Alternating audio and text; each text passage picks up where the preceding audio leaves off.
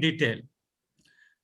To extend the debate, integrate the big picture strategy, and articulate a focused plan to develop world-class educational institutions and provide opportunities for students from India and abroad, we have planned these learning table discussions and are joined today by an eminent panel. Allow me to brief you about today's program. Today's program will begin with opening remarks by Dr. TCA Raghavan, Director General, Indian Council of World Affairs. We are aware that he is former Indian High Commissioner to Pakistan and Singapore and author of 3 famous books, including The People Next Door, The Curious History of India's Relations with Pakistan. The program will be co-chaired by Dr. Sanjaya Baru and Dr. Pramath Raj Sinha. Dr. Sanjaya Baru will make his opening comments. He is member of the Governing Council of ICWA and Distinguished Fellow at Manohar Parrikar Institute of Defense Studies and Analysis and United Services Institute. He is author of a number of famous books, and most recently, his book Beyond COVID Shadow, Mapping India's Economic Resurgence was published. Professor Rajendra Srivastava, Dean, Indian School of Business, will deliver his remarks on the subject. He is Novartis Professor of Marketing Strategy and Innovation. He comes with an experience of over 30 years as an academic and administrator.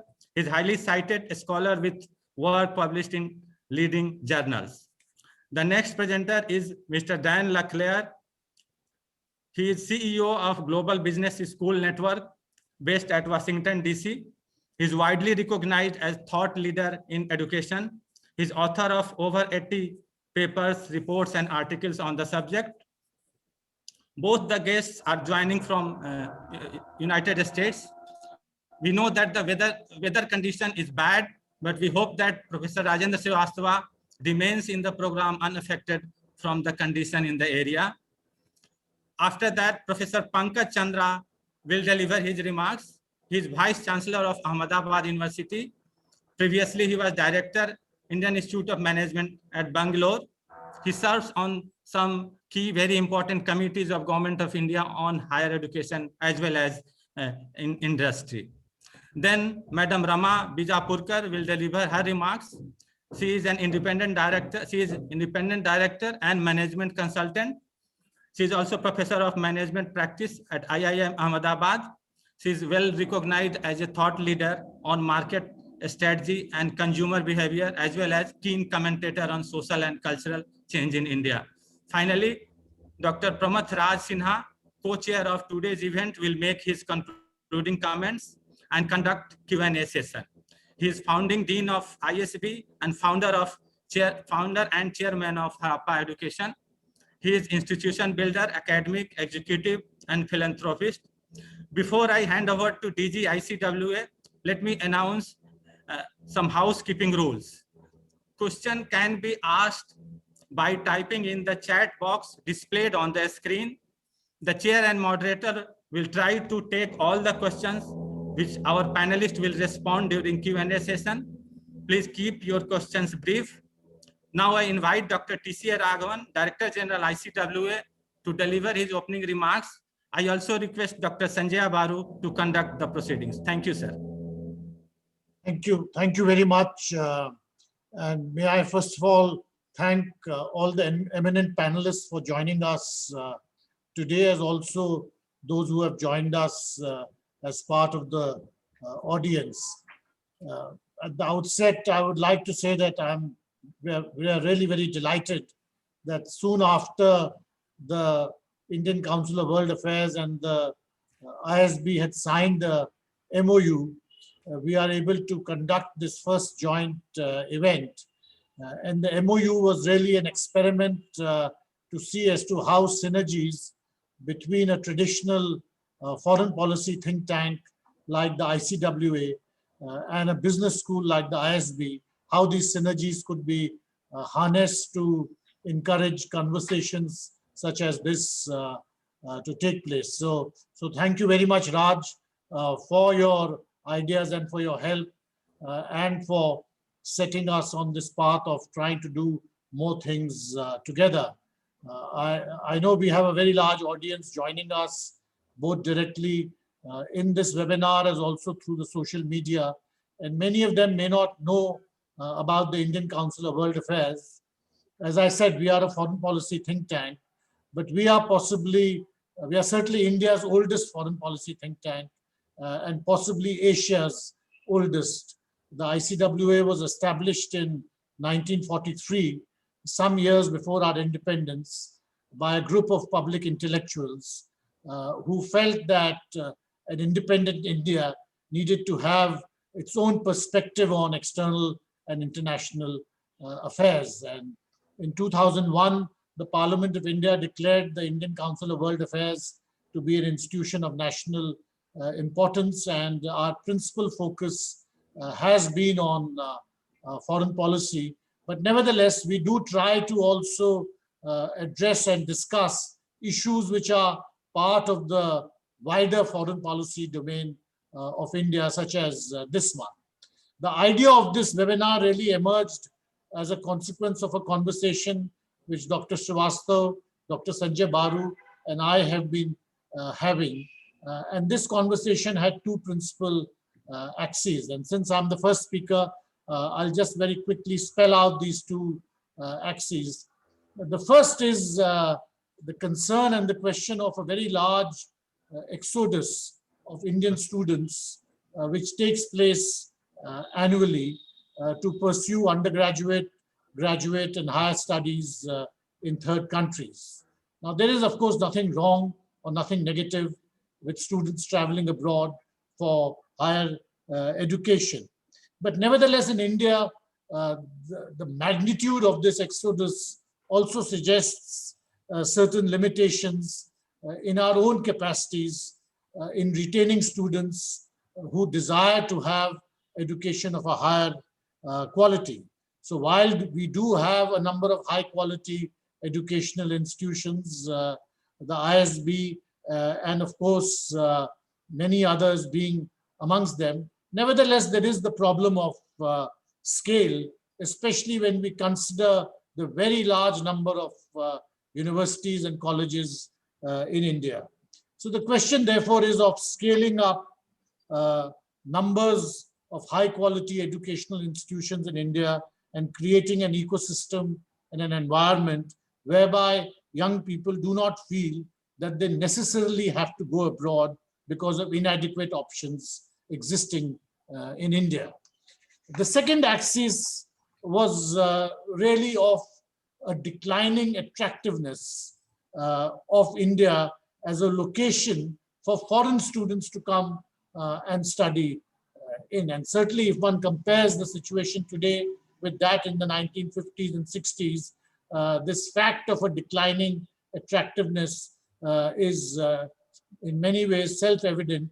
And perhaps the reasons for this are on account of factors that also explain the exodus of large number of students going to third country for higher education. So these were the two principal elements of the conversation we were having, and I'm sure in the comments that will follow, these will be further touched upon. These issues, of course, have been under discussion for many years, and these concerns are not novel or not new. The new education policy has also articulated these very concerns and possibly also created a platform by which we can try to see whether concrete steps can be taken to address and possibly make out a set of recommendations which will enable at least some of these concerns to be addressed. I know Dr. Srivastava will give to us some numbers which will underline the scale of issues and as to how the exodus also means not just a very large number of talented young people leaving, but also a significant outflow of capital which could be better utilized. With these preliminary remarks, may I again thank all of you for joining us for this discussion today. Thank you very much.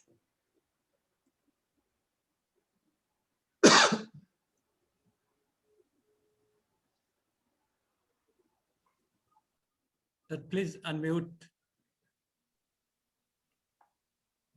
Sorry. Thank you very much, Ambassador Raghavan. Let me first thank you and Dr. Srivastava for inviting me to participate in this conversation between these two institutions, both of which I have had some association with over the years. I'm delighted that you have chosen to focus on a very, very important issue, which I have myself been writing about for some time. You spoke about the two axes of the scale and the problem of bringing in students and problem of managing the outgo of students. There is a dimension to the problem which has concerned me as a political economist, which is what I regard as the net outflow of human capital from India on a sustained basis over a long period of time, contributing to the development of developed economies. I come to this issue from the perspective of the kind of issues that motivated the Indian national movement, which was what was called the drain theory, where it was estimated that a large part of the British Empire was run by revenues collected out of India. It appears to me that many new industries around the world and many economies are increasingly being run by talent that has been exported out of India. This is good for the individuals involved. They are tremendous careers for themselves. This is good for the companies they work for. This is good for the countries in which those companies are located, but this is not particularly good for India. We have seen a huge outflow of Indian talent, and the numbers are rapidly increasing. That is what concerns me. Just to give you an idea, in the 5-year period from 2009 to 2014, the annual average outflow, according to the Reserve Bank of India statistics, on account of payments made for studies abroad and payments made by families for maintenance of close relatives, essentially students studying abroad, was an annual average of $1.07 billion in 2009-2014. But in the 5 years from 2014 to 20, it's gone up to $11.33 billion per year. From 1 billion to 11 billion. It's a staggering increase in the annual outflow of foreign exchange on account of Indians studying abroad. There are other such data that should worry us.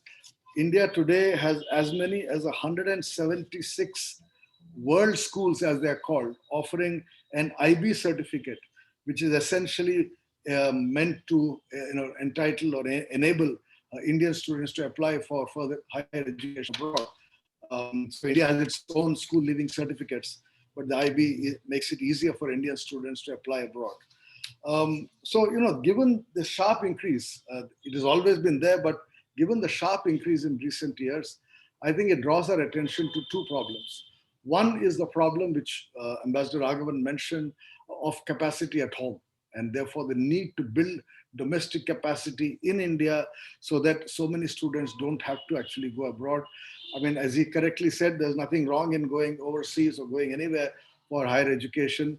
But the point is, if they're being pushed out, there's a push effect rather than a pull effect because they're not able to get admission at good institutions in India, then this is a policy dilemma, policy challenge for us in India, and we need to address this. The second dimension to the problem is that in the discussion that economists have about bilateral trade relations, the focus has been so much on trade, on merchandise trade, and on financial flows that nobody has bothered to estimate intellectual capital flows. What is the contribution of Indian intellectual capital or the intellectual capital of people of Indian origin to the countries they've gone to over the last 20, 30, 40 years? I think this is a project worth taking up to understand, is India, in fact, running a net trade surplus with the United States, which has been the complaint of President Trump, where when you look at merchandise trade, or is in fact India running an overall deficit in terms of the export of human capital over a long period of time, sustained period of time, and contributing to the development of the United States. I say this to draw your attention to a very interesting report which was commissioned by Dr. Manmohan Singh when he was Prime Minister, under the chairmanship of an Indian strategic policy analyst, the late K. Subramaniam, who incidentally also happens to be the father of our foreign minister today. The Subramaniam Committee was appointed to look at the role of the knowledge economy in Indo-US relations. And one of the points that they drew attention to was the increasing importance of Indian talent in the growth and the modernization of the US's own knowledge economy. So these are all, there are several dimensions to this relationship which need to be addressed, and creating Indian capacity is one of them. The final point I'd like to make before I invite Dr. Srivastava to make his comments and our other speakers today is to also say that if India wants to attract foreign students or students from around the world, then it is necessary for us to first retain Indian students at home so that they build the brand of Indian institutions. I mean, for example, in the case of FDI, I have always said this, that in order for India to attract foreign capital or foreign direct investment into India, it should make India more hospitable for Indian business. If Indian business doesn't find India an easy place to do business in, which foreign company would come to India? The same applies for students. If Indian students don't have regard for their own institutions at home, how does India attract students from outside? The reason why we were able to attract students from Africa and other parts of Asia in the 50s and 60s, as Ambassador Raghavan mentioned, was because of the reputation at that point in time that Indian institutions enjoyed. I'm afraid that no longer holds true. And therefore, the reform of Indian institutions is necessary not just to attract students from around the world, which is an important foreign policy objective, and certainly an objective that the Indian Council of World Affairs should be addressing.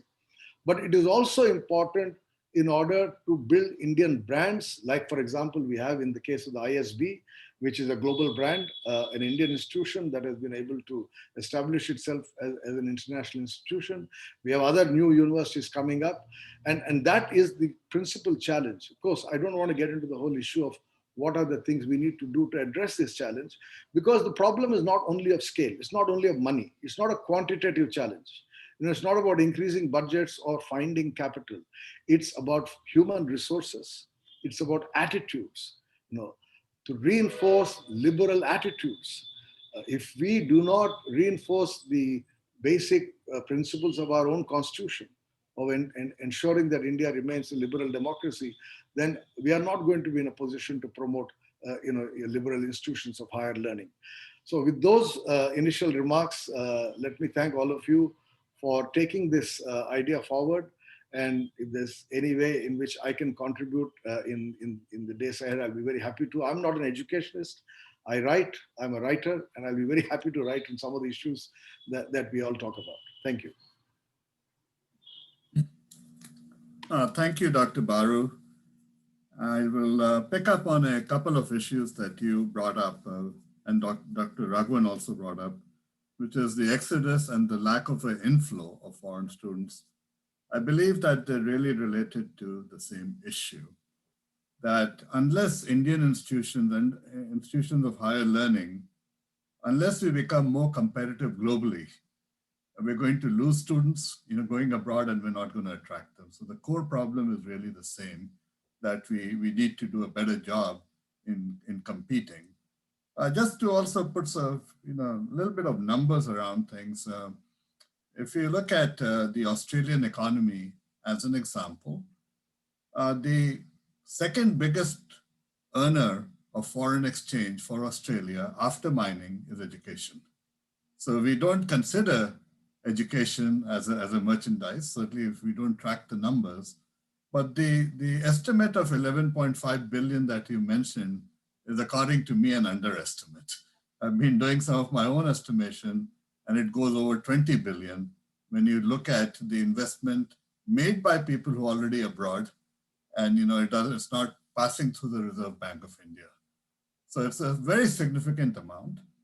And with a fraction of what is flowing out, if that was kept in to invest in new institutions or in reinforcing existing institutions, we could go a long way. Now the question is, how do we move forward?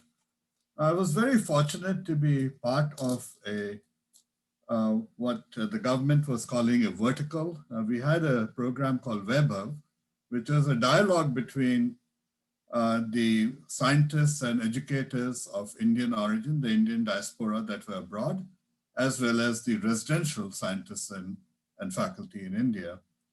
And I was fortunate that along with IIM Ahmedabad and IIM Shillong, we were keeping that dialogue going, and we had 6 panel discussions representing about 25 faculty from abroad, 25 from within India.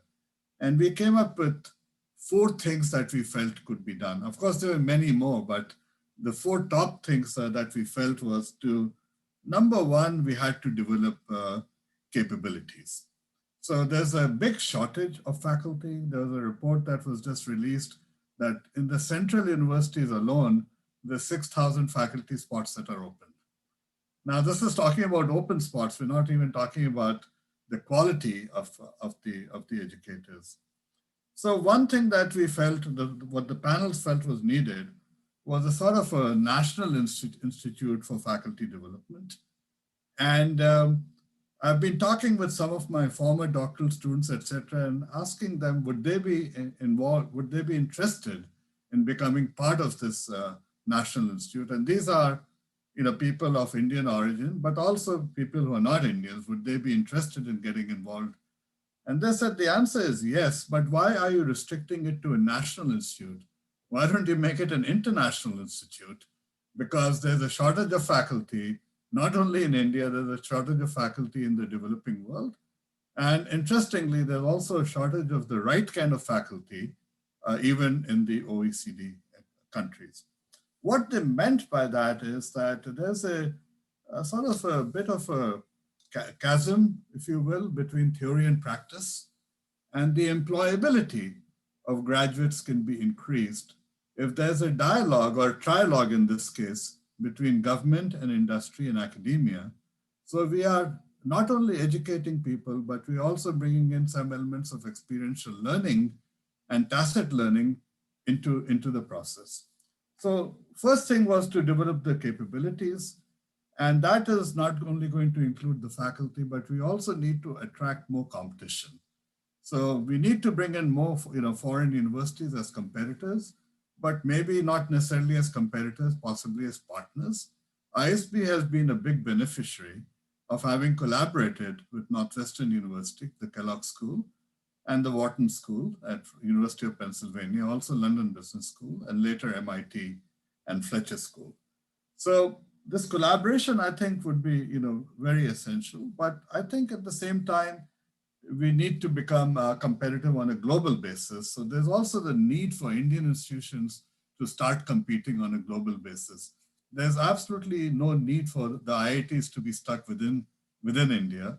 In fact, at the time I spent in Singapore at Singapore Management University, at that time, the Secretary for Higher Education asked me to see if we could attract the IIMs and the IITs to come to Singapore, to open a branch of IIT and IIM Singapore. And Pankaj Chandra is online, and Pankaj, you might remember some conversations along those lines. The second thing that the panel recommended was to develop clusters or ecosystems and research parks that would involve government, that would involve educational institutions, and also involve industry. Fortunately, looks like we're already starting in that direction. And we at ISB are in the process of putting together a proposal with an organization called RICH, R-I-C-H, stands for Research Institutes, Research Innovation, clusters in Hyderabad. And so we are going to be submitting a proposal to the Principal Scientific Advisor's Office to see if we could collaborate in developing a technology commercialization program in healthcare, in IT, in precision engineering. These are some of the clusters that exist within Hyderabad. But the idea was to see if we could look at innovation clusters that would bring in R&D, education, and public policy together. So that was the second topic. But a big element of this was that India should become a global R&D hub. So these were going to be more innovation hubs rather than just manufacturing or industry hubs. The third recommendation that was made was that perhaps we should look at consortia programs, again, where government, industry, and academia can get together. But the idea out here was to also bring in senior executives into the conversation to see if this three-way interaction can lead to an evolution of better public policy, for example, related to information technology or related to monetary policy. So the idea was to have a platform by which we could have that conversation. In fact, the title for today's session, Learning Table, actually came out of that conversation, that we had to sit down and talk to each other, not go round and round in a round table, but how do we listen to each other and therefore set the stage as to what should be the roadmap in this process. The fourth element was really related to developing India as a brand in the context of knowledge creation. In this context, I recall a comment that was made by Professor Tom McNanty. And Tom McNanty was the president of Singapore University of Technology and Design. He's an MIT faculty member. And he made the comment that India has two great brands in education, IITs and IIMs. How come they don't do two things? One, how come they don't work with each other to take the greatness still further? And secondly, how come they're not abroad? So those are the comments that he made. So we do have great brands. We have great brand ambassadors that are the graduates of these Indian schools. This is the estimate is that there are 3.12 million Indians who are highly educated that are roaming around the world. And number two is China behind us. So we are 3.12 million and China is 2.25 million. So there are many more highly educated Indians running around than there are highly educated Chinese running around. How do we take this group? How do we activate them? How do we start internationalizing brand India in the context of research, in the context of knowledge generation? So a lot of work does get done in India, but unfortunately, the copyright and the patents are not necessarily in India. A big element, of course, in all of this is going to be the generation of faculty that can compete on a global basis. And if we're going to achieve what the topic of this program is, that can India emerge as an international education hub, we have to venture out of India. And fortunately, we have with us today, Dr. Dan Leclerc, and he represents the Global Business School Network, and they operate in about 50 countries.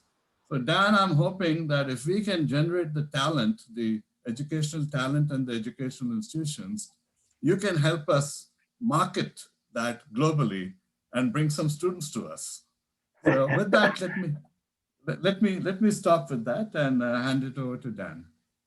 Thank you so much, Raj, and thank you all for having me here. I look forward to both contributing and learning with this. And as Raj mentioned, and being invited to come here, the thought was that my experience from outside of India is what I can contribute most. And I'll try to focus on really those kinds of questions.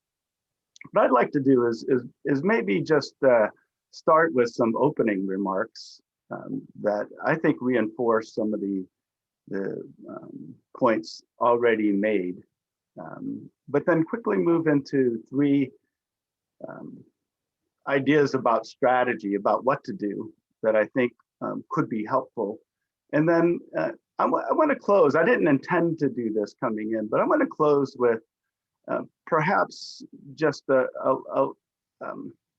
thought or a question broadly posed to India about how we're thinking about this initiative.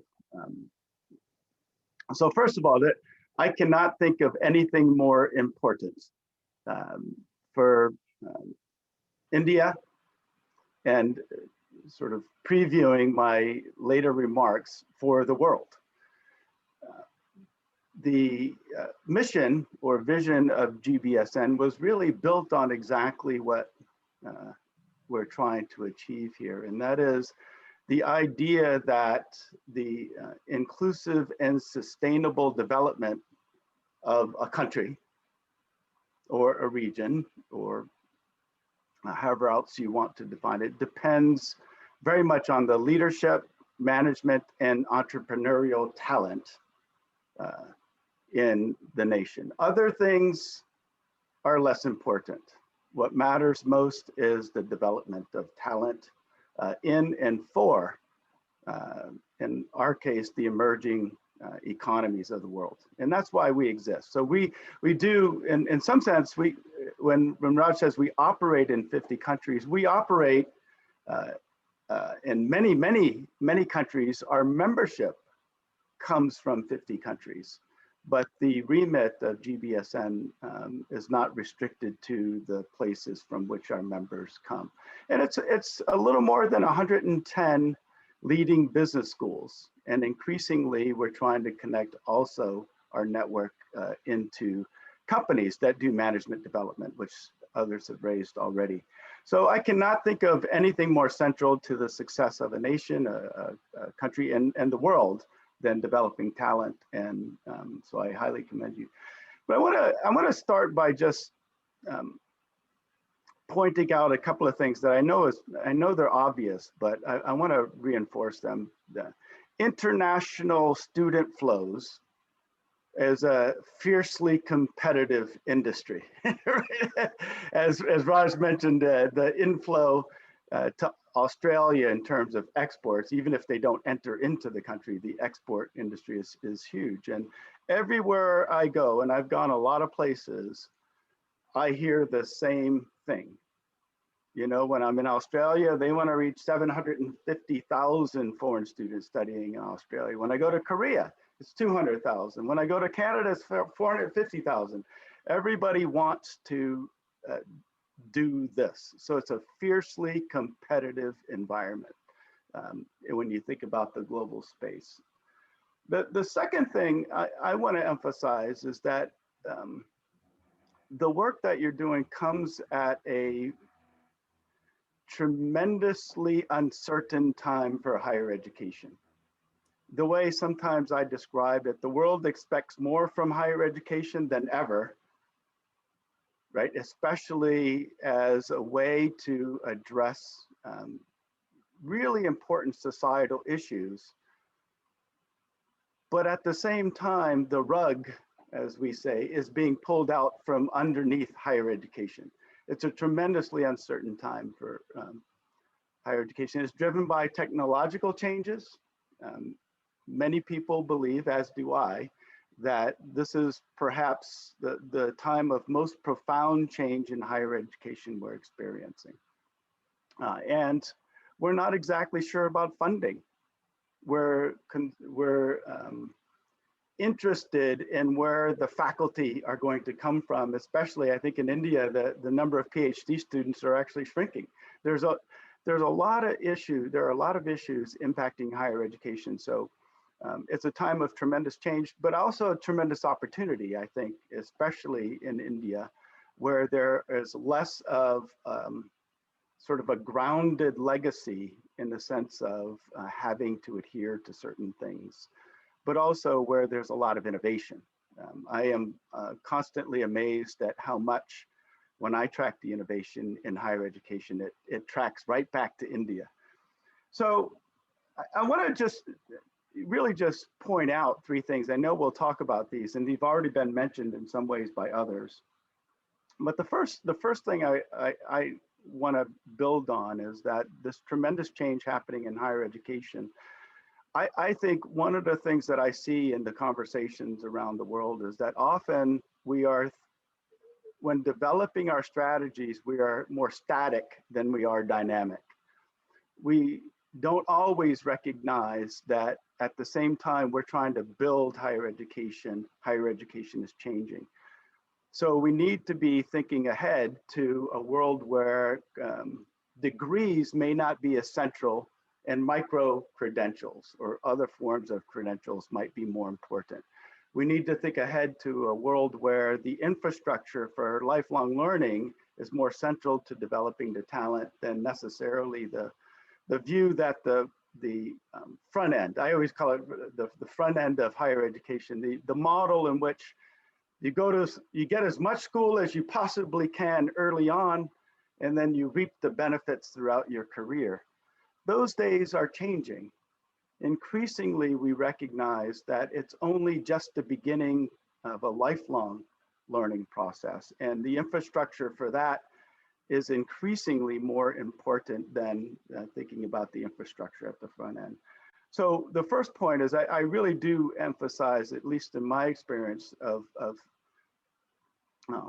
I wouldn't call it leapfrogging, but thinking ahead to where higher education will be, taking a chance as a consequence rather than thinking about it exactly where it is now. And I'll come back to that in just a moment. The second, I think, most important point is one that Raj has raised, others too will raise. I know following my conversation, Pankaj will talk a little bit about this as well, is the faculty. I was involved to some extent with a project, and the response to the research indicated that more than 80% of the deans of business schools, which we work with, believe that the top problem facing Indian institutions is the lack of qualified faculty. And I cannot emphasize this enough in my experience working with business schools. Prior to GVSN, I worked with a large accrediting body called ICWA, and a lot of my work was really spent around understanding the sources and solutions for these kinds of challenges. Faculty shortages are critical, but I want to point out that it's not just faculty. One of the things I've learned a lot about in my work recently is that it takes a village to build higher education. And the more we could think about leveraging our faculty talent, not just developing it, which I agree 100% with, that we need to focus on in a national or international faculty development institution to do this. And the skill sets are changing for faculty. It's not just about what you know anymore. It's about how well you can communicate it, and it's about how you can develop new methods and ideas for research. The third point that I want to make is networks. We believe that the reason why we can improve in higher education is not necessarily what an individual institution does, but what it does with others. I've been known to say that the future of higher education is less about individual institutions than the connections between them. So networks, and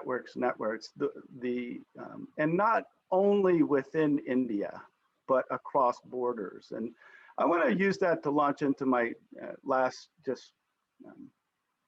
I don't know if I can call it a question as much as really just something to think about. In the intro coming into this discussion, we talk about inflows and outflows into India. And I get it. Trust me, I get it. I've just spent the last 4 years, of course, in the US, right? That it's about what happens in this country, and it's about the strength of this country. But I want to tell you that I think part of the opportunity for India is to think less about what higher education means to India only, and what higher education in India means to the world. And I really believe that this, again, links back to the network component. There are lots of institutions in a world where we're shifting from, I write about this sometimes in some of my work. I believe the big shift in higher education revolves around thinking beyond traditional notions of quality and instead thinking about impact. Framing the reason why we exist as higher education institutions around solving the world's challenges rather than simply being better schools, I think is a good reason that brings schools together across borders, because the problems our world faces aren't restricted to the borders of India or any other country.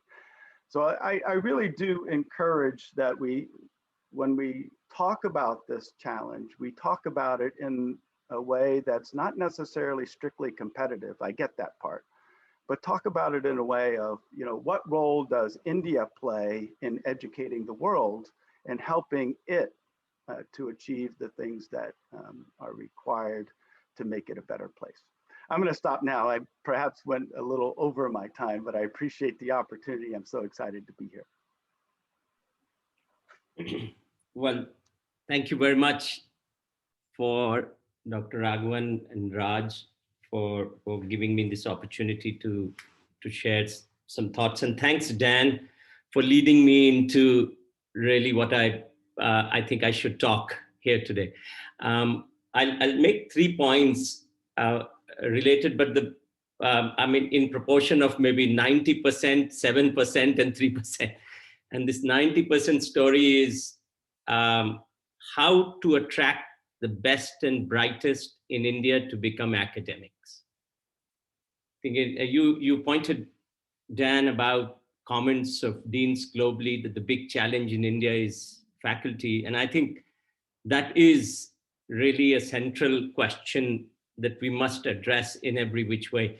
Unfortunately, its answers go back into many domains where we at times don't have control, but let me try to sift this out a little bit. So let me ask a question around that. Who wants to become an academic? What's this motivation for an individual? In India, the sad part of the folklore is that if you don't get a job anywhere, go become a teacher. But if we ask ourselves this question, who would want to become an academic, and why would one want to become an academic? And I think there's several reasons, but the first reason is that I want an autonomous life. I don't want a boss.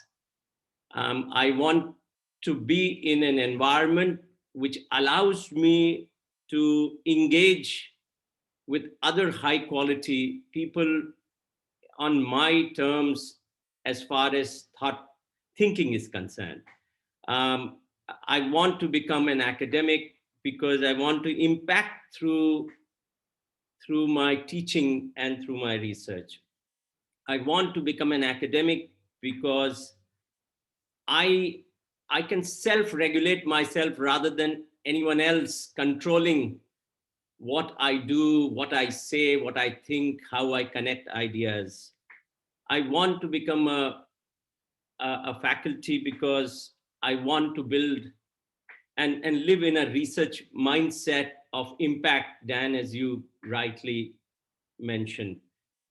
And I want to become an academic because I want to be at a place where there's a merit orientation and where I can move very seamlessly between one inquiry with one set of people to doing inquiry from another set of people. Unfortunately, I think all of those comments, all of those factors have been violated in India, and violated largely by the regulator and by the governance system that has gotten created in India, which is completely antithetical to building quality higher education. And this has been going on for the last 20 years. It's not the last 5-7 years phenomenon. It may have heightened now, but I think the ground condition for high quality academic to flourish, and faculty is the soul of an institution. They think, they build, they engage, they do, they teach, they govern. And I think that part has been vitiated very, very dramatically. And I think we many a times are lulled because we have very small, tiny sliver of very good institutions, the ones that all of you mentioned. And we think that's India. But that India is public institutions. And if we don't get our public institutions absolutely to the level at the top end, and I'm talking more about universities in the states, undergraduate colleges in states where much of education is happening, I think we will not be able to come out on any one of these dimensions that we talk about. So that, to me, is one issue of self-regulation and being able, and unless all of that changes, and then I think everybody here in the panel, of course, is very well aware of what is happening or what are various instances that have taken place to make that happen. So to me, public institutions, faculty, and governance system around it, regulation, are crucial links that need to be reassembled to be able to do what the suggestions that you've been kind of making. So that's point number one that I'd like to kind of make. The second outcome of that also at times has been, and maybe it's a matter of changing times. I like what Dan, you said about that there's restructuring of the higher education model that seems to be taking place. But the expectation suddenly, and I coming as an academic from an academic institution, is, you need to solve problems of today. And actually, academia was always solving problems of tomorrow. They are not good at solving problems immediately. They're very good at problem solving, looking ahead. And I think this readjustment we've not been able to do it very well. It's like saying, why did Oxford very quickly develop the vaccine while many others with strong biology kind of social capital could not? Because there was a platform that already existed for SARS virus, which allowed them to actually tinker and play with many things to go and build a new innovative model for a new challenge. And I think that's analogy is so much true for higher education and its ability to contribute impactfully to the larger society. And I think so. That's one bit. The second bit is our own mode of inquiry and our way in which we visualize higher education and higher educational institutions is also a little bit locked into the past of very siloed structures. But complex problems today don't lend themselves to disciplinary solutions. Otherwise, pandemic could have been solved by biologists because there's so many great ones in India and rest of the world. And hence, I think we need to look at perhaps both education, training of young people who want to become faculty, as well as institutional focus in a slightly different way. And let me present it slightly differently. So let me say that there are about 4 axes. And it's the intersection of these 4 axes which give us really a very cutting edge way of looking at contribution both to the society through an academic lens. The first axis, you can think of it as a disciplinary axis, which comprises, behavior. I mean, these are 4 or 5 things which are very fundamental, and many other disciplines actually map into them. The second axis you can think of as health, transport, energy, and food. These, in quite some ways, in a country like India, were in the hands of the state for a long time and slowly have all become very market oriented. The third axis is air, water, land, and forest. The natural resources which are being impacted very dramatically and impacting the environment. And the fourth axis is individual and community. Why I'm wanting to think in this way? Because new knowledge and new opportunities are being built at the boundaries of these axes, at these intersections of these axes. The new jobs that are occurring where there's individual, water, transport, and data. I mean, that's an absolutely interesting way in which I can do new innovations and contribute. But our academic institutions are not at all geared neither through the training processes nor through the way faculty do the research to be interdisciplinary in that manner. So I think the educational model, and to that question, what is it that India can do for the rest, Indian higher education can do for the rest of the world? I think the rest of the world are locked far more strongly into a siloed disciplinary structure. India, because of its chaos, perhaps is once again like the telecom, there's an opportunity to create this absolutely new way of looking at challenges of water, climate change, public health, and so on and so forth, and contribute very differently. And that's where networks of institutions or institutions that develop focus in that manner perhaps could be very, very valuable. And perhaps then the PhD programs can become far more impactful rather than, and connected to larger society. Maybe then industry will be more interested in engaging with academic institutions far more than what they would do otherwise. I have, by the way, I'm sorry to say this, but less faith on EdTech, because all the ones that I'm seeing, I absolutely am not seeing value getting added there at all. And the last point that I like to make is, other than trying to see how do you get bright young people who have better opportunities outside academia to come back, and some of the newer institutions in this country are starting to do that very interestingly. But these are experiments that are very few in numbers. And I think this experiment has to roll out into public university and undergraduate domain. And I think this is where perhaps a center for advancement of learning, an institute of that kind, which essentially ensures that there are people who have rich experience, a rich engineer who's worked for 40 years or 30 years, can be very easily be prepared, retooled in quite some ways into providing a little bit more academic way of conceptualizing and coming into the classroom. Or as you know, NEP talks about multidisciplinarity, but India is not ready for it.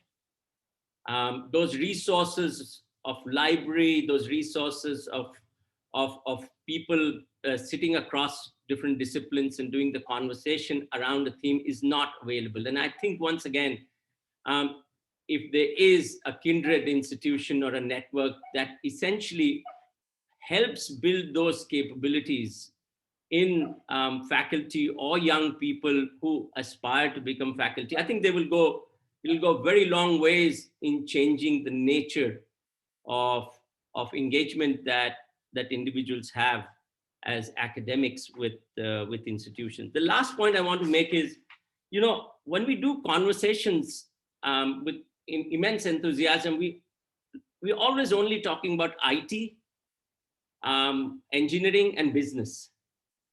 As if these are the only domains in which people will get employed, or these are only domains. I come from one of them, so I guess I have a legitimate right to critique a little bit too. But bunch of new knowledge is coming through engagement of philosophers with technology and science, with sociologists dealing with environment, with historians dealing with environment. And I think that bit is just out of much of our focus and attention when we are essentially talking about technology-driven education. It's always skill.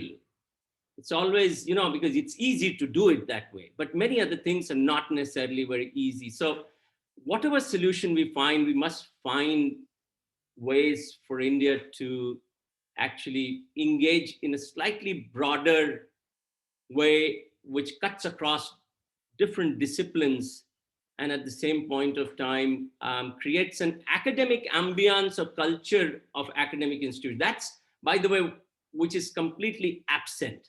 Why young people run away, other than people wanting to go abroad and settle down and all, is the academic ambience in many of our academic institutions is just not hot. It's just not vibrant enough to sustain a bright young people. And I think if we work towards it in a very, very decentralized, detailed manner, there's no reason why we can't create the kind of institutions that can show light to the world. Thank you.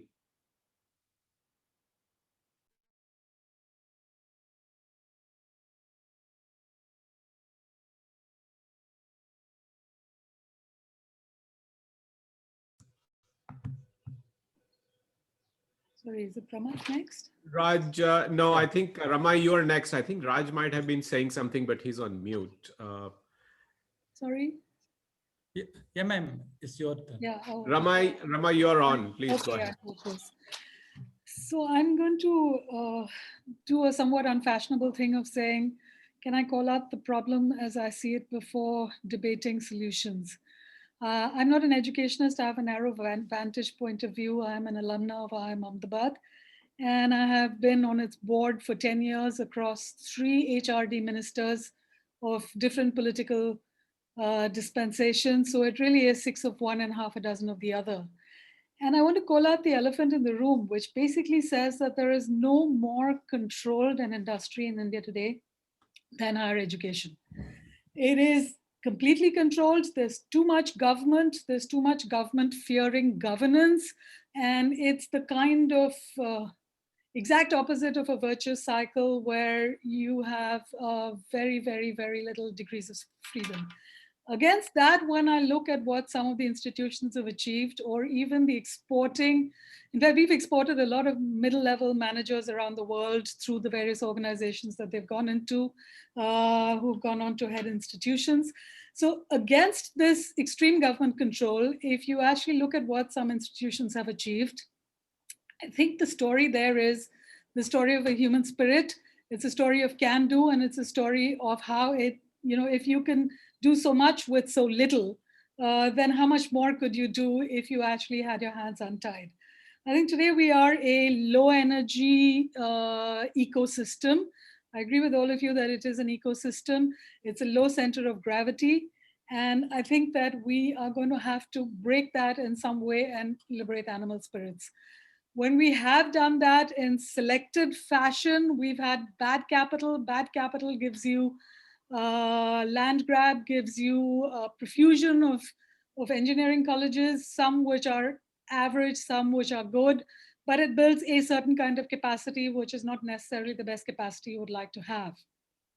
So I think we need to actually, with the same zeal with which many of us campaigned for 1991 and beyond, I think that's the same zeal with which there is no constituency right now that is campaigning for freeing up the whole education sector.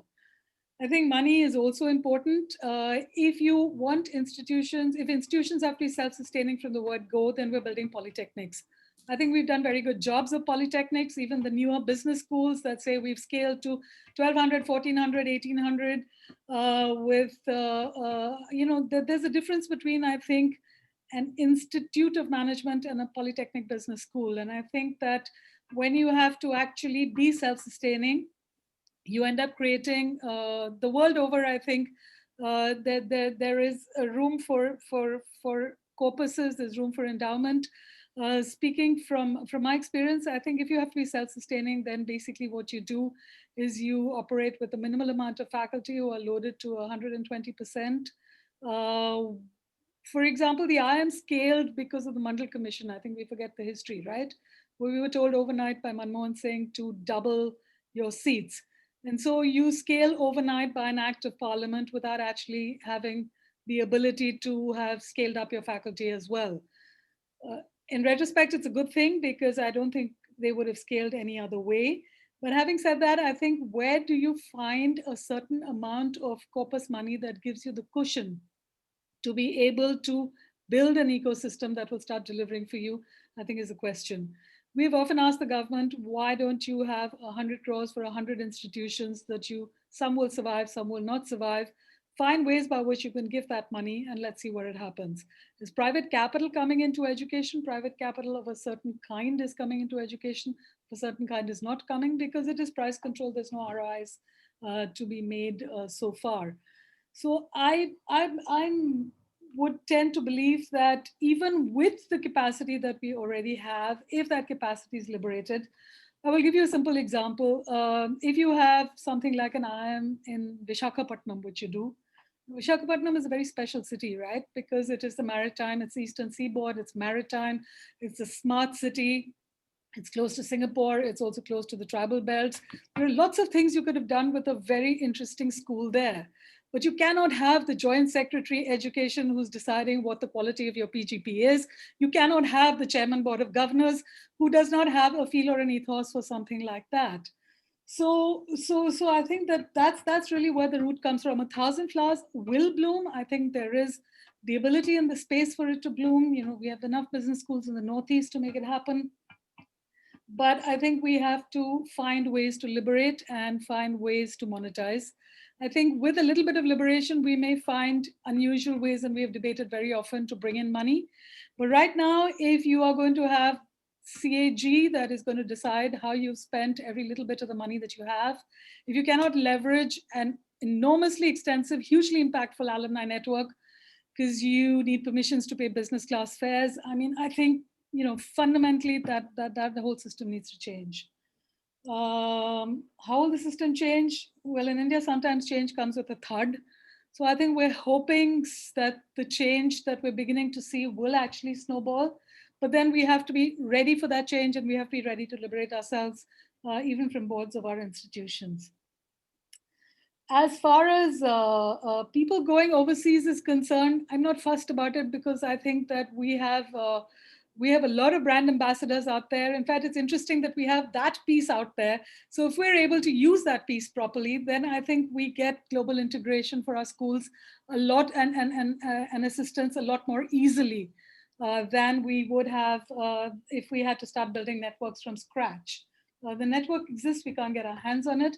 I think we focus on educating our children, giving us the world-class education that my generation had, many of whom you are seeing now overseas in positions of serious influence and impact. I think if we can focus on doing that, we will export more good people. We will have more people educating our own people. And I think the ecosystem will actually develop. So I think that is really where I'm coming from. I'm saying let's liberate the animal spirits. Let's give our kids the same chances that the generation before that had. And networks will build and build very quickly. But I think what we need is the courage to be able to liberate ourselves and say that we will not have too much governance and too much government fearing governance in our education system.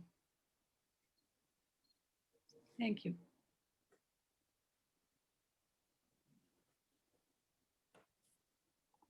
Thank you, Rama. Raj, do you want me to take over at this point? Do you want to add anything before?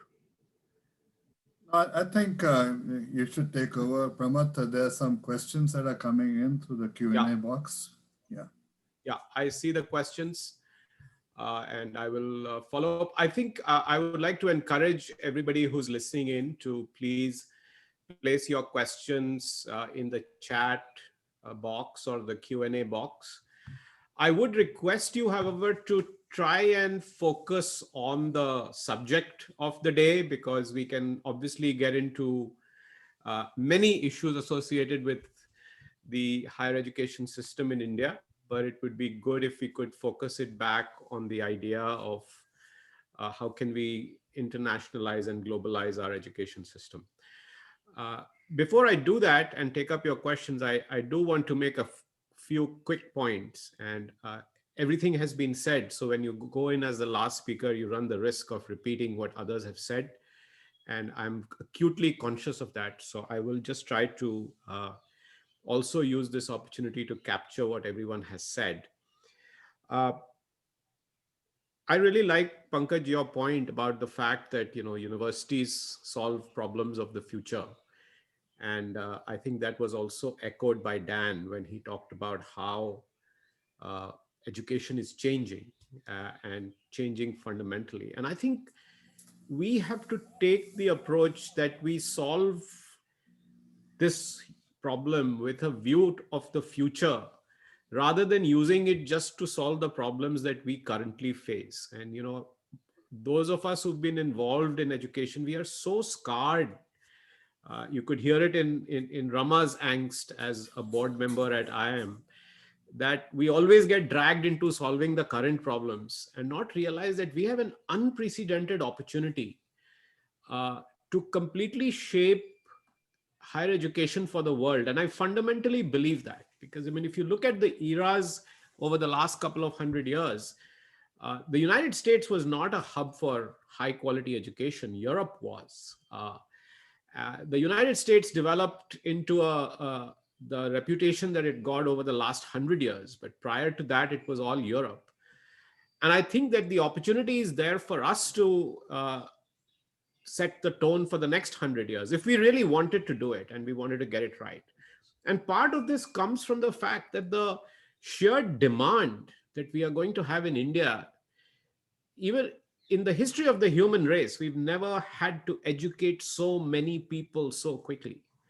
So in fact, past models will just not work in the future.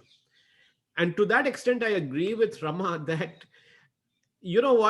however much we try, more and more students are going to go abroad. Because even if we were to build the capacity, even if we were to do everything that all of you are saying, we will just not be able to create the capacity fast enough to meet the demand. And there will be always that marginal student who will go abroad. We are at 40 million enrollment. We are saying we are going to go to 90 million. We are going to double the system in the next 25, 30 years. Not possible. And I'm sorry to sound like a skeptic or as a naysayer, not even a skeptic. It's just impossible to build so many classrooms and to get so many teachers in the current model. So people will go abroad. And you have a structural problem in the world where demographics in the West suggests that there's going to be spare capacity.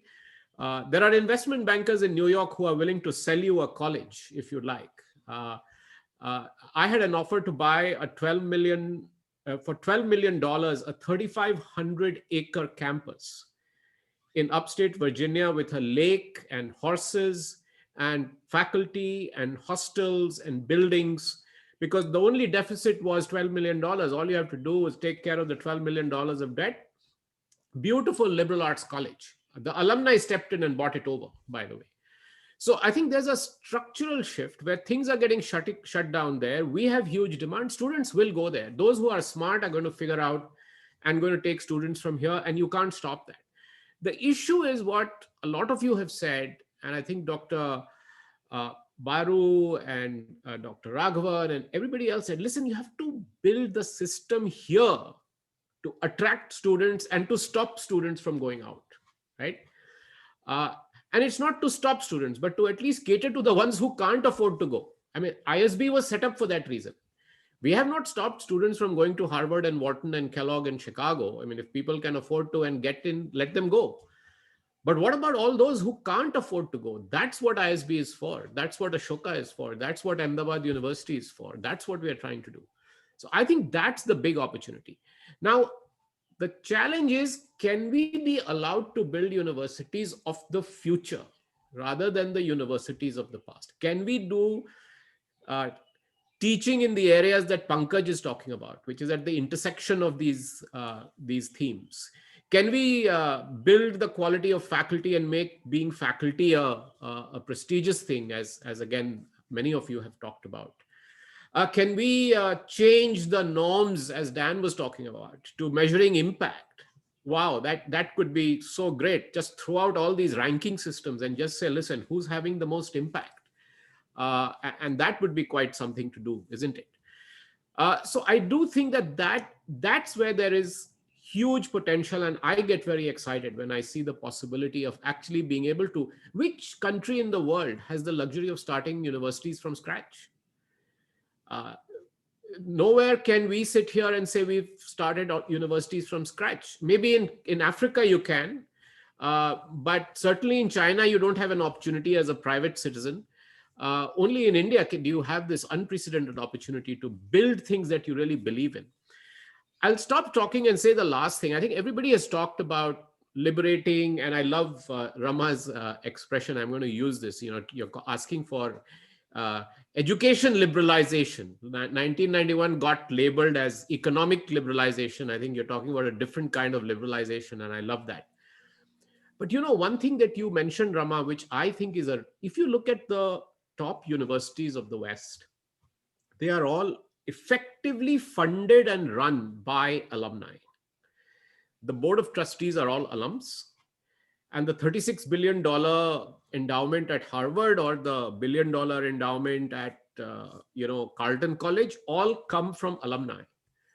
If you look at what Raj and Pankaj and I have contributed to our alma maters in India, it's minuscule. And our rich friends and who've made tons of money around the world, when I tried to raise money for my 25th year reunion, I could barely touch a crore. Because people said, listen, what are we going to give money for? And it is true that when I tried to institute a particular award, I got into a huge negotiation whether such an award would be the right thing to institute or not. So that's a huge underleveraged population. You're talking about funding. You could actually fix all of higher education's funding problem if you said government will not fund anything, only alumni may fund, and you come and do whatever you want, right? Obviously you can't do that, but I think that's the big opportunity. And I believe that will also solve for a lot of this cross-border angst that we have, that we are losing people. Well, that's equity we are building, and let's get the return on that equity by asking people to reinvest in education here. I think that's really where I am here. I think this has been an extremely rich discussion, and honestly, if I was doing a PhD in education, I would just have come for this 1.5 hour talk, taken out all the notes, structured everything that you've said, and done a bang up dissertation. So great contributions. I've certainly learned a lot. Let me now move to the audience and play my role that I was assigned to moderate. Let's see, let's pick up some of the questions here. And if you all feel like you want to pick up something that you would like to, then please do let me know. So Raj, I know this one is one for you. And I don't know if you were raising your hand for that one, which is the 100K industry practitioners. And I know that you are passionate about this. So maybe you can take the question about whether,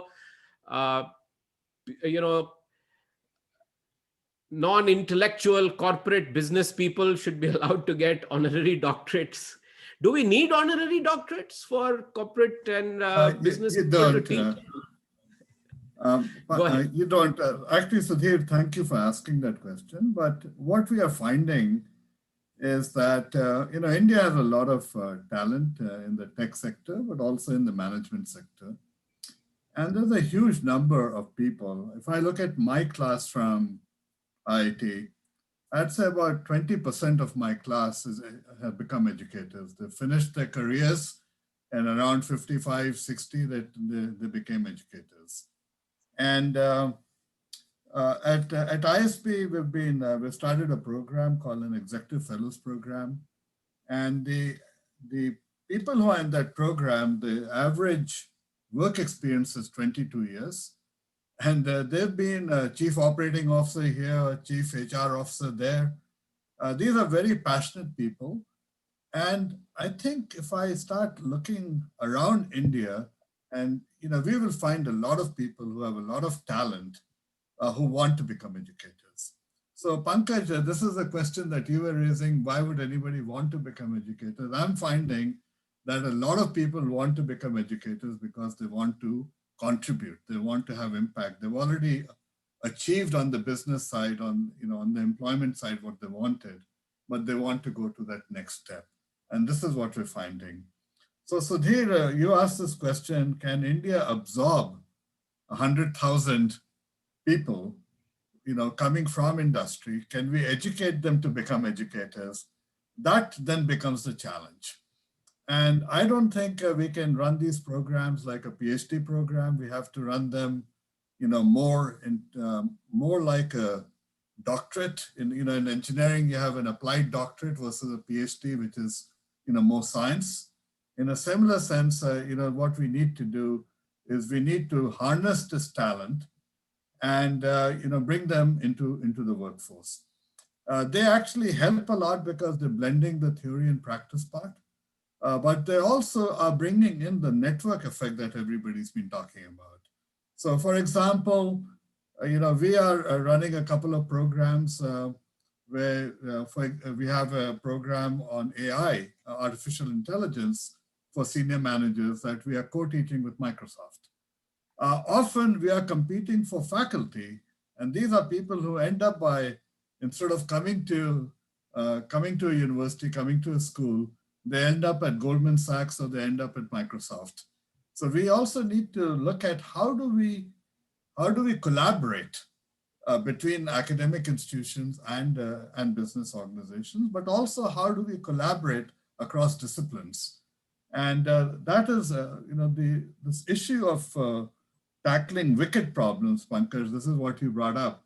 These are the problems that these executive FPM students, as I'm calling them, they're very, very capable of doing, and that's what they want to do. They want to tackle wicked problems, whether it's education, whether it's healthcare and sanitation. That is what they want to work on. This is access to that you were talking about, Pankaj. So let me stop here. So this is a good question. And I think this is a very, very good pool of people that can help us move forward. But it's not going to be an honorary doctorate. It's going to take 3 or 4 years.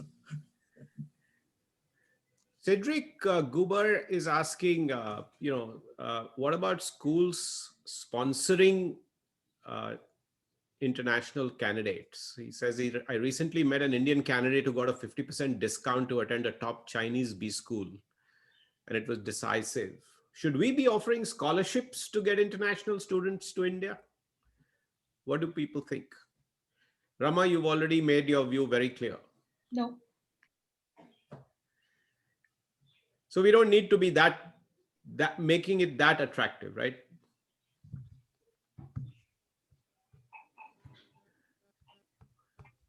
How about this question, which Dan, maybe you can pick up, which had to do with what's the role of accreditation agencies in terms of internationalization? I can't think of anyone better on this panel to think about it. I mean, even at ISB, we have gone for international accreditation. Well, partly because we couldn't get accreditation in this country. What's your view on that? How important is that going to be? It's a really good question, and it's both a hard question and to some extent a political question.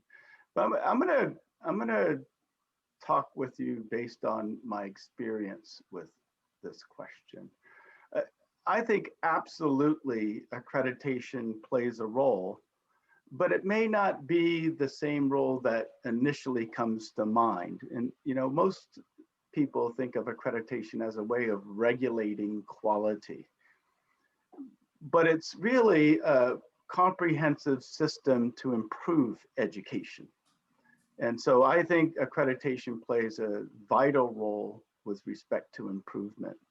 But I don't know how much, for example, even Raj, but I was there working for AACSB when ISB was really just thinking about accreditation by AACSB. And I visited the campus and I had a series of conversations about that. And this is something I learned then, and I continued to talk about throughout my career, that I think where accreditation sometimes is less good is when it causes schools to compromise on their vision. In fact, accreditation is a way for a school to achieve its vision rather than an end in and of itself. And I think there's a risk of thinking about accreditation as sort of the end game. What does accreditation exist to help a nation or an institution achieve? And I think it's very important not to conform. Just like I mentioned earlier, you know, the way most of us think about quality in higher education is very simple. You hire the right faculty, you bring in the right students, the faculty publish in the right journals, and then like magic, it's a high quality institution.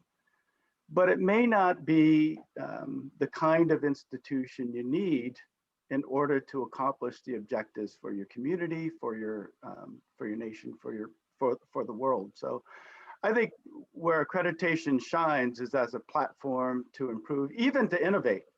I was involved with writing standards where I thought the primary purpose of writing the standards was to shift the platform from regulating quality to accelerating innovation. But it's got to play that role as a platform rather than as an end game. Thank you, Dan. That's, again, very future looking. I think we are very caught up in this whole idea that without accreditation, you can't actually, but that's very liberating, if I can use that word again. Pankaj, I thought you made your skepticism about EdTech very clear, but Tithi Sengupta is asking, what do you think EdTech industry can focus on to build impact at the ground level?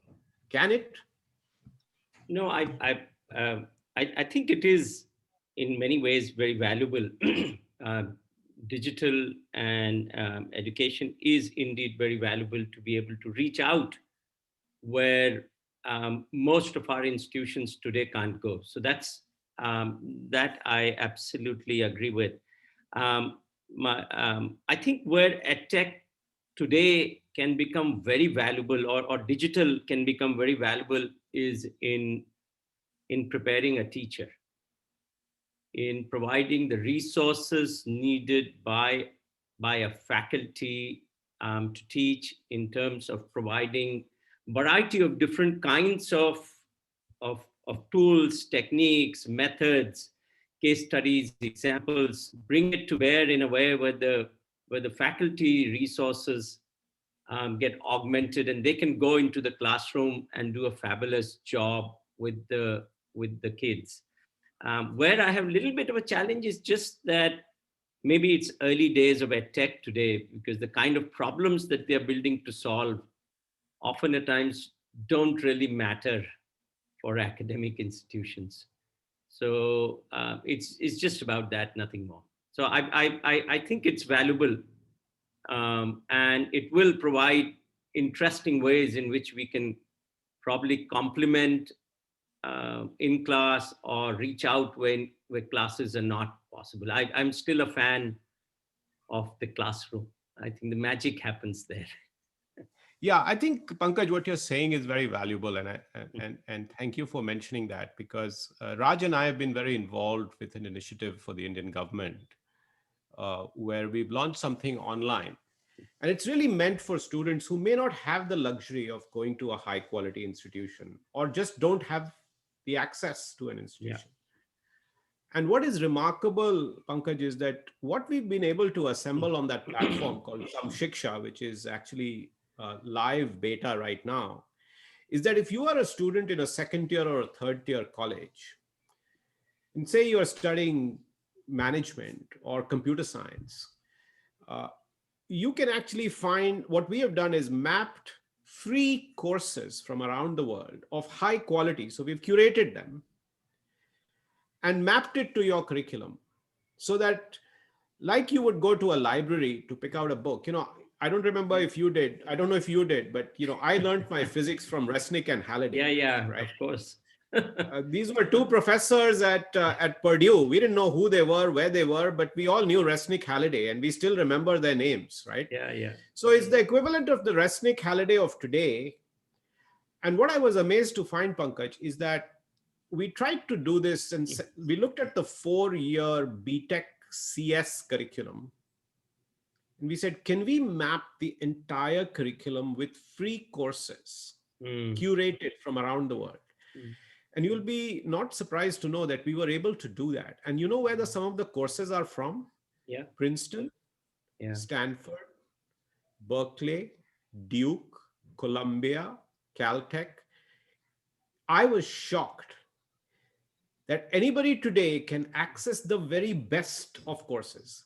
This is not that you are in some open university and you are getting some third-rate courses because you couldn't get into a top school, right? This is like everybody has access to these courses. And even if you were to get the certification and the credits for these courses, and you paid for it, the list price today, the 4-year curriculum actually costs you only 2 lakhs. So you get the full 8 semesters, 32 courses across 4 years for basically 50,000 rupees a year, which may still like a large amount of money, but that's the list price to get all of these courses available to you. Now you may say, well, it's not classroom and you can't teach, but you know, what alternative do these kids have? Sure. So I do think that the model is very powerful. The last thing I will say on this, which is again a discovery during the pandemic, at Ashoka, we launched online courses where we went to faculty who were friends of India around the world, who have never taught in India. So Nicholas Dirks, who was the chancellor of Berkeley, but did his research in Madras, but has never taught in India. Kaushik Basu, who has never taught in India. Arvind Subramaniam, who had not taught in India. Sunil Khilnani, who had never taught in India. And we got them to offer courses online for Indian students. And it was amazing because so many people signed up for these courses, including students who came from 2nd tier, 3rd tier towns, who just were so grateful that they had the opportunity to enroll in these courses and learn from the very best. This was not for Ashoka students, by the way. This was open to everyone. So it's remarkable to see how we can start thinking of internationalization in a very different way if we were to actually leverage technology. And of course, there is nothing to match. We would all rather be sitting in a room together and discussing this rather than doing it over Zoom. But I do think that that's the power that we can leverage from technology. So let's move on. So may I ask a question? Yes, Dr. Raghavan, I was actually going to also address this question to you. It says about rebranding Indian education. Where do you see the fate of public institutions and the question of equity? But please go ahead with your comment. Well, I thought since we have both you and Dr. Chandra with us, and I'm not a educationist by any means, but so somewhat elementary question. But you've both set up wonderful new private universities. If you had to rank the problems which exist, let's say in terms of 3 different heads, the biggest problems you faced, is it faculty, is it capital, or is it regulatory issues defined in a broad sense? What would you say are the major issues? Suppose you had to set up more private schools, institutions like yours. Pankaj, you are on the hot seat. No, I have a pet peeve. So I think the root cause is regulation, over-regulation. Once that regulation, because it's like the economists would say, right? Structure, conduct, and performance. If you don't change the structure, structure forces you to behave in a certain way, which leads to outcomes. So I have a feeling, unless we completely change the governance of these institutions and make them self-governing institutions, it'll be very difficult to be able to do the other things. And of course, faculty is a problem, but it stems from the fact that we overregulated. Funding is a problem, but then partly it is government allocation, which is much less for its public institutions, as well as other mechanisms that might be needed to get money coming into education. I mean, US has wealth tax. Tax at the time of death, right? Of the amount that you inherit and all of that. So people give, in addition to many other reasons why they give to the alma mater. So there are many ways in which money can be brought in if we have a regulatory environment that's more benign. Dr. Raghavan, I couldn't agree with Pankaj more. And I think Rama, despite not being, was able to put her finger right on the what she called the elephant in the room. And it is really that. I think we are locked in a vicious cycle, and she described that cycle very well. Because of over-regulation, and yet there is tremendous demand, bad capital chases the demand, which results in poor quality, which results in unethical conduct, because of which there is further regulation. And you get caught in this cycle. So you don't allow the liberalization or the liberation that she talked about, or what the autonomy that Pankaj, and by the way, this is accepted by the regulators also. The language of the recent NEP is all about autonomy.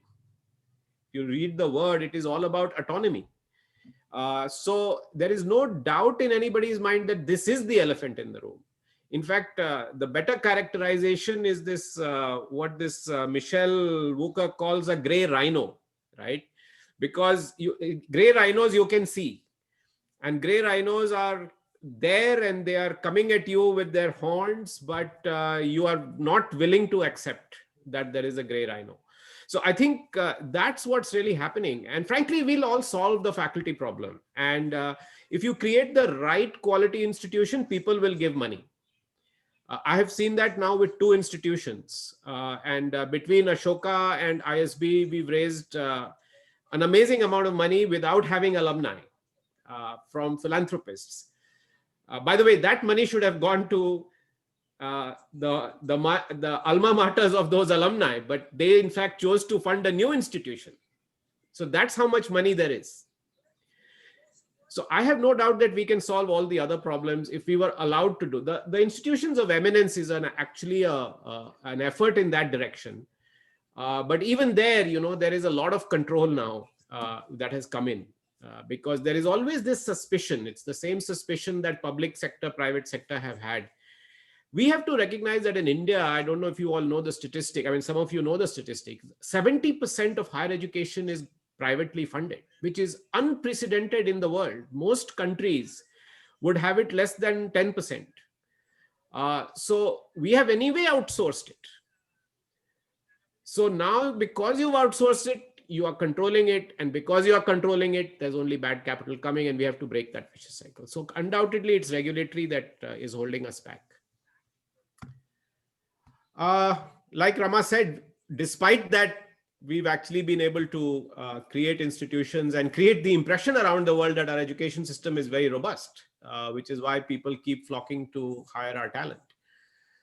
Let's see. There was a proposal to initiate a gratuity tax. I didn't know about this. Resmi Bhaskaran is saying, incentivizing alumni in higher education for voluntary contribution, but no discussion further. Anybody heard about this, and any views on the panel? Should we institute a gratuity tax? No, I think it has to be intrinsic, coming from within and through association. I think those amounts will build up over time as alumni start doing better and better. I mean, I think we forget that till 1991, most of us earned 1 lakh of rupees a year.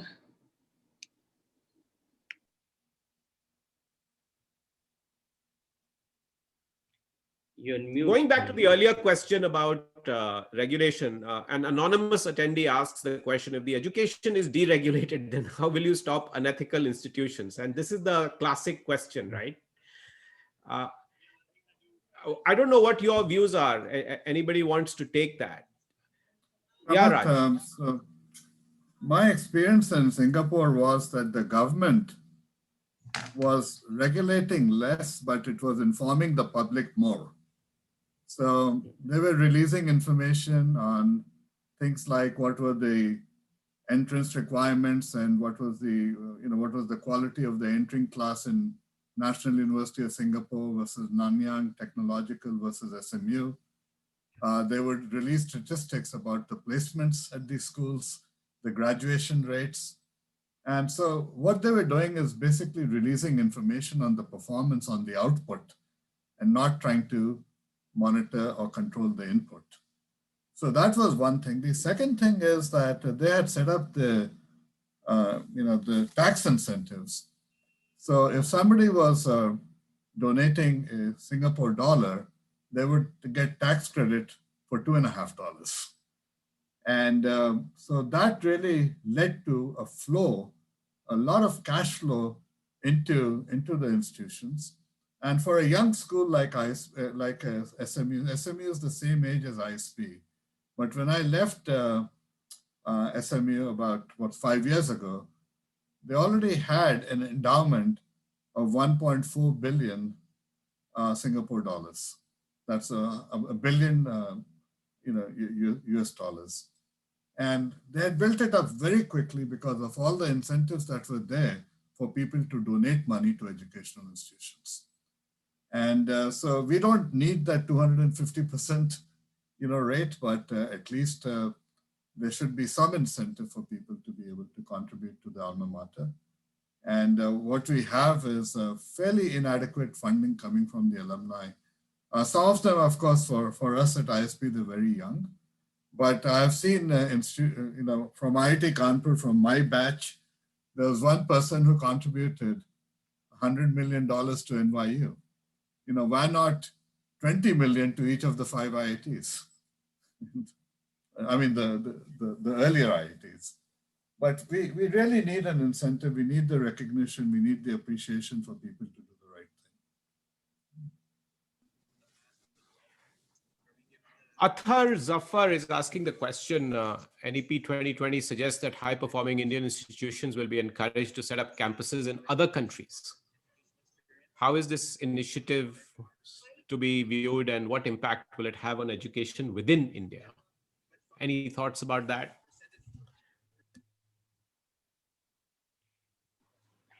I mean, my general belief is we should allow institutions to do what they want to do. There'll be some who would want to do it. There'll be many who would not want to do it. Maybe there'll be some who will set it up and provide their students in India a connect with students abroad, through their campuses overseas. So I don't think we should worry too much and generalize a policy around it. Just leave it to institutions to decide what they think is good for their strategy, what kind of institution they want to build it. And most will not do it, but few who do it, I think should just go ahead and do it. I would be supportive of doing that. I believe that if we're going to build our global brands, we should be doing it. I don't think there would be a problem if an IIT decided to set up in Silicon Valley. I hear that many of the Silicon Valley co-founders of companies are from IITs. And so, they can take advantage of what Rama was talking about, the spread of brand ambassadors. The brand ambassadors are already out there. And it certainly helps Indian institutions to get global recognition, but also to participate in the global talent pool for both faculty and students. And I would personally believe, for example, that ISB would benefit through ISB Global, because we do very well on all dimensions. The one dimension that we're lacking on is foreign students. And so if we had more foreign students, and what's the best way to do it is to actually be abroad and bring them in.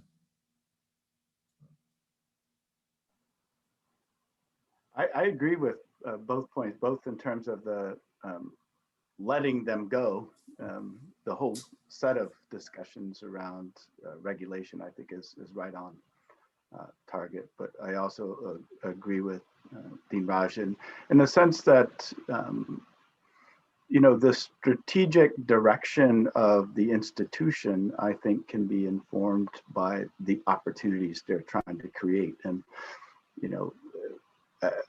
I also agree about ISB, by the way, that the global piece will only serve it well if done with the vision in mind. And what a fantastic way to engage diaspora, what a fantastic way to engage alumni, and what a fantastic way to develop the kinds of connections that will enable it moving forward. So, agreed. It's not for every institution, though. As we wind down, can I ask Dr. Raghavan, Raj, Dan, Pankaj, and Rama one question, which is, if you had to make one change, if you had to introduce one new idea, new initiative to kind of put us on an international map, what would that one thing be? Could be small, big, but something that you feel really passionately about. You feel like that could really be a game changer.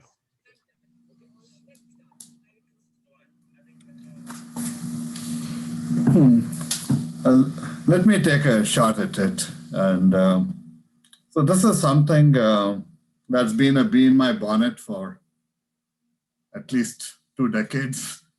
Raj, And you know that I'm trying to get ideas for my next PhD dissertation, right? So make it good. But I think Pankaj also echoed it, and this is this whole issue of multidisciplinarity.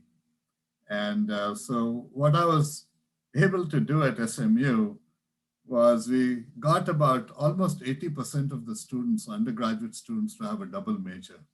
So while everybody talked about breadth and depth, sort of a T-shaped function, we talked about it as a pie-shaped education, the breadth and 2 depths. So you would have somebody who was majoring in psychology and marketing, or finance and law. So that was the kind of combination that we were able to do out there. What we have done at ISB for faculty, as an example, is that every faculty has 2 identities. One is the discipline. Somebody could be a professor in operations management. But the second identity is one of the axis that Pankaj was talking about. So we could have a professor in operations management who does the applied work in a multidisciplinary area, such as healthcare. I'm in marketing, but my application area is in terms of innovation and tech commercialization. And so by having a dual identity, by forcing this multidisciplinary kind of thinking, what you do, let's say in supply chain management, you get people from finance that are concerned about working capital management, working with people from operations management, working with people from marketing who do work in channels and pricing. So this multidisciplinary thinking can only come about if we are able to build teams that are good. So you may come up with a very mediocre team if we were all multidisciplinary, but if you have the depth in your discipline, and then you're part of a multidisciplinary team, then you're able to bring the excellence from the depth into the team that is multidisciplinary. So let me stop out there. And I think this is something I've been trying to do. Thanks, Raj. Thanks, Raj. I think that's a very important point. And by the way, our NEP talks about multidisciplinarity almost on every page, right, from school to college. If we could just actually drive that could be really distinctive, because I think Pankaj brought up the point about silos. And it is true that even today around the world, not just in India, most of the education is in those silos. So if we could actually go forward with just saying, listen, everything will be much more multidisciplinary. These silos are all gone. Maybe there'll be new disciplines. That could be a very powerful plank on which to build the education system out of India. Who'd like to go next? Thanks, Raj. So let me go. I think just to add one thing to what Raj said, just as an example, we at Ahmedabad decided we won't have departments. So we have no departments. And we've done a core curriculum, which is actually around thematics. It's around democracy and justice. It's around climate change, around water, about urbanization, around which multiple disciplines go in. So it's a very integrative way. This is just to add to what Raj is saying as one of the experiments that is very strongly underway with us here. But coming back to you, Pramad, on one of the things which I wish we could do if we had some resources for India, and which will actually put it internationally in a very different frame altogether, would be to create a mechanism to get large number of academics globally to come and spend time in Indian institutions. You know, Indian institutions have really been, in many ways, been very incestuous. And if we can create a mechanism whereby there are folks coming in colleges, undergraduate colleges, public institutions, because one person coming from outside for 6 months or 1 year actually has an ability to really touch a large number of faculty in that group, change the mindsets, change the way to think. People observe, people engage, and create networks for future.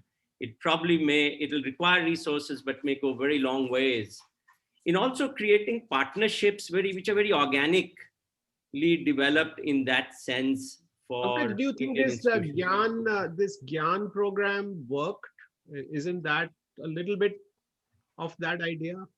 I think it also, first and foremost, was very short in duration, where somebody comes, does quickly, goes away. Also, multiple institutional people are joining in lecture mode and so on and so forth, rather than being like a visiting faculty who lives there, wakes up, goes for dinner, does all kinds of things. And I think it works on a research problem, all of that together. So it's almost like a residence of some sort. Yeah, almost of that kind. Yeah, that's great idea, Pankaj. Thank you. That's fantastic. Very nice. Dr. Raghavan, Dan, Rama, who wants to go next? Rama, you are unmuted. Go for it. I'm unmuted. I would like to see us codify and capture all the implicit and explicit knowledge I think we've built over the last 20 years, particularly from the business school vantage that I see. Because as you know, India has had a lot of peculiarities and a lot of challenges, and we function more as institutes of management rather than business schools because of the amount of work we've been forced to do by for various stakeholders outside of business. So I would actually like us to shift a little bit of the focus from what does it take to get published in a peer review journal? How do I chase a ranking of a business school, to say, hey, let's step back and say, do we know what we know? And I think we've learned a lot that we don't actually know. Much of it is interestingly multidisciplinary. At one point, we had more centers than we had areas in Ahmedabad. And we said, why is everybody working on public systems and agriculture? Can we please, have and on urban planning, can we please have people who sit down and do regular accounting and finance? Our ratings are suffering. So I would like us to have the courage to actually, take the new model that we have bits and pieces of and put it together in a sophisticated and sensible manner and see if it has any dum in it and if it can be made to travel. Thank you. Very nice. What a wonderful set of ideas we are getting. Dr. Raghavan, please go ahead. I think you. I'm not an expert, so I speak out of ignorance. But my entire schooling, just going to school up to class 11, it then was private. My entire undergraduate and postgraduate education was public. And I think what my parents paid for possibly 1 month of schooling would have paid for my 5 years of graduation and undergraduation. And it was a top quality education. I think the public institutions I went to then were internationally known, and to some extent still are in the humanities, and very much in India. So I would, this question which was raised, which we couldn't address, about public institutions and equity, and it's something which struck me when I was in my as an undergraduate student and then as a graduate student, that what if I had to pay for my undergraduate and graduate and postgraduate education the same fees as I had paid as a school student? Would that not bring more equity in many ways into public education, also raise funds, act as a kind of tax which is not unfair, because the parent certainly has the capacity to pay, and those funds are then left with the public institution concerned to spend as they deem fit. I mean, it gives them a certain autonomy. And I do think that because many of our public institutions, the undergraduate colleges, I speak most about Delhi University, I think are still excellent by even by very high standards, but they are resource crunched, not in the big ways. I think they get the grants for pretty good teachers' salaries, pretty good infrastructure, but don't have spending money otherwise. And I sometimes wonder whether that could make a difference. No, I think well said. I think this model of, we are actually forcing people who can afford to pay not to pay. And there is no need for that. So again, I think great idea and great thought. Dan, you have the last word.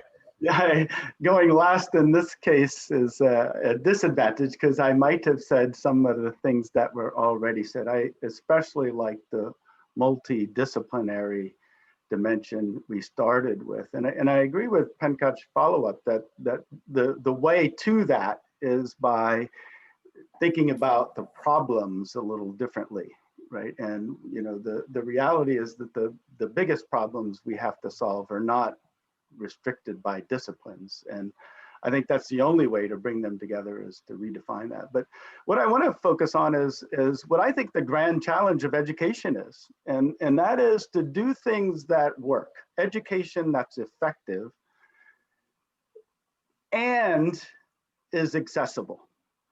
Right, this is the grand challenge that we face. And I think we are on the verge. Unlike others on this call, I actually believe EdTech has an opportunity to help us solve that, but only in a particular way for the moment. I believe that content is not the future of higher education. Content will be, and already is to some extent, universally available, like the textbooks that we talked about earlier. So I think a huge investment on experiential learning. I'm really impressed with the schools like ISB and other management schools that are doing much more in terms of experiential and peer-to-peer learning. That's where the investment ought to be, and that's a particular type of faculty skill. To do that, I think that to some extent we need to unbundle a little bit the two objectives of universities. One is research, which is absolutely important, but the other is education. We've been stuck in this world thinking that both need to be driven out of the same individuals and the same kind of infrastructure. So I think that's true. Those who do better research also offer better teaching. But I think that to unlock our full potential, we need to focus on each one. And in particular, in the teaching side, if India were to double down on experiential learning, build the faculty skills that it needs, engage the technology that's most useful to scale quality in effective education, I think that's a big way forward. Meanwhile, doing what it takes to invest in the talent needed to drive research that's useful and important for India. What great ideas. I know that we are running out of time, so I'll hand it over to Kumara Guru from ISB to bring us to a close. Guru, over to you. Thanks a lot, Pramod. This has been a fantastic 2-hour session. I have a couple of points about time. One is I couldn't but help notice the sun on Pankaj's face when we started the session at 3:30 in the afternoon. And now 2 hours later, it's the sun's position is very clearly moving towards setting, even though you're in the western part of the country. But I don't think any one of us felt that in terms of the time, because of the world-class content that we've just got right now. I do want to thank, first of all the participants who've joined us this afternoon, but also not just for your time, but also more importantly for those engaging questions. And as Pramod said, I do hope one or more of you, will reference this dialogue, learning table dialogue this afternoon when you write your dissertations. So please remember that. I want to thank Dr. Raghavan and Dean Srivastava for your leadership and sort of support in making this partnership between ISB and ICWA. And more importantly, we often end up signing MOUs, but many times it just remains as a nice piece of paper. But I think we've quickly translated into a tangible outcome. So thank you, both of you, for your support. I do want to thank Rama Bijapurkar, Dan Leclerc, Pankaj Chandra, and Sanjay Baru, who had to leave a few minutes earlier because of another commitment, and Pramod Sinha for not just your participation, but Pramod also for managing the Q&A so very well.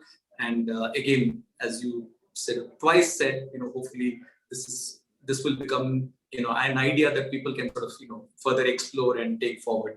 And also, I want to thank Dr. Sanjeev Kumar for your help in coordinating this, and my colleagues at ISB, especially in the marketing communications team and IT, for your support. With that, ladies and gentlemen, we'll come to the end of this very wonderful beginning, but this is just the first of many that we plan to host. And do stay tuned as we sort of come back and announce more of these things. Thank you, everyone, and have a good evening. And Raj and Dan, good day to you. Bye-bye.